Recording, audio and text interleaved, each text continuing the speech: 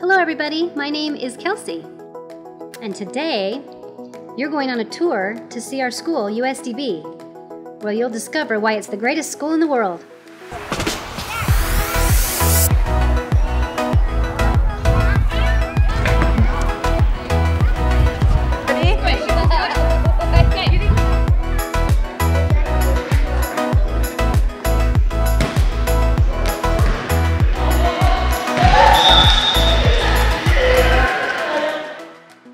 Hello, League members, and welcome to the Utah Schools for the Deaf and the Blind.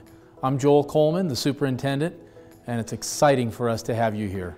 I've always dreamed of hosting the League in Utah and letting you see some of the great things that we're doing. Probably the most common question I get is, how many schools do you have?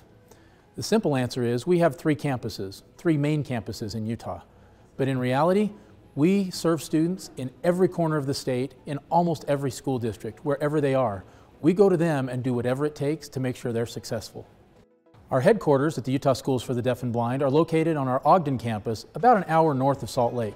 On that campus we have a deaf school, we have a blind school, and it houses the headquarters for our parent-infant program, where we serve children from the time they're born until age 3.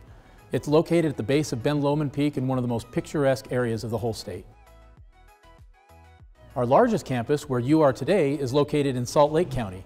We have two buildings on that campus, including the Jean Massou School for the Deaf and the Openshaw Education Center, which houses our headquarters for this county and all the other services that our students need in this region. Our newest campus is located in Springville, Utah, about an hour south of Salt Lake County, and that campus will serve students in the southern half of the state. The campus is under construction and groundbreaking will happen shortly. We hope to open in the fall of 2019 with 14 classrooms and an exciting new staff that will serve students there. We talk about innovation a lot at the Utah Schools for the Deaf and the Blind, but that word innovation means a lot of different things to a lot of different people. So when people ask me what it means for us, I usually tell them there's three main ideas with that. The first is a complete student-centered focus, where everything we do is through the filter of what do they need to learn.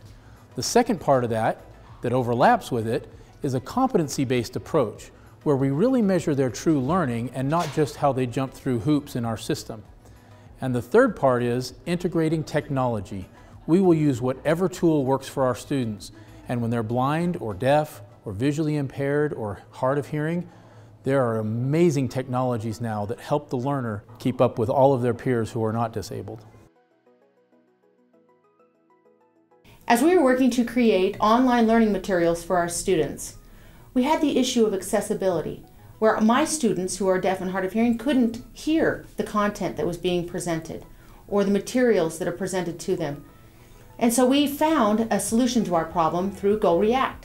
GoReact is embedded into the content that we create that allows the instructor and the student to communicate at the point of when an error or something amazing happens, where learning is occurring, where the tool can stop, pause, the instructor can give American Sign Language feedback, and then the student moves forward.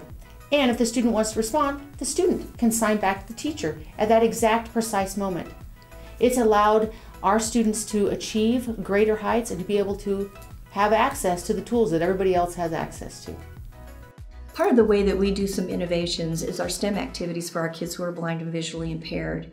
Actually, when you think about science, technology, engineering, and mathematics, it's all about accessibility, hands-on experience that really brings the world to their fingertips. In the blind school, we are doing STEM education twice a month. We are doing circuiting. My students are learning about causes of electricity and doing live circuiting.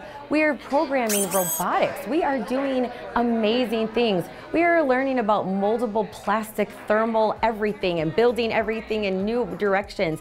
And it's not just for the sake of saying we're doing this, because too often kids with sensory impairments may get left out of these areas. But if we change it up a little bit and meet the needs of our students, it turns out ability is always greater than disability. While you're with us today on our campus, I hope you can get a sense of the full vision we have for the future of our student learners. We believe they can achieve anything if they have the right tools and if we have the right mindset to help them get there. I love our school, and I hope you will like USDB as much as I do. Thanks for watching our video.